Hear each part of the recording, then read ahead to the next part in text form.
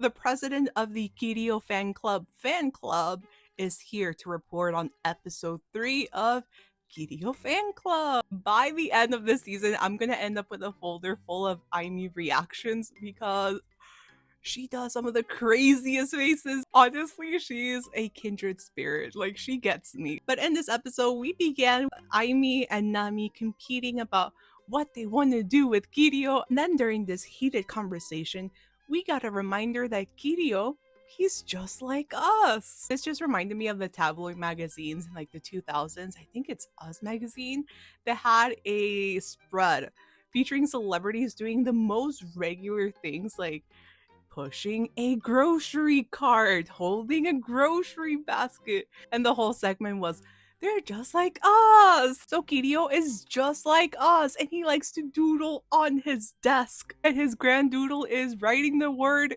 dragon, which the employee at the burger chain found very fascinating. And during this conversation, they realized that there's a classmate that might help them actually get Kirio. And that is homeboy down here that has magical powers, and he's known to be kind of a creep. But these two girls could not care less about his reputation because he has powers to make things happen. Although Aimee ends up being sacrificed in order for Nami to get a date with Kirio. But before anything happens, you have to write your name. You know, it's a contract. But it was not a contract. In fact, Aimee wrote her name in the death note. Yeah.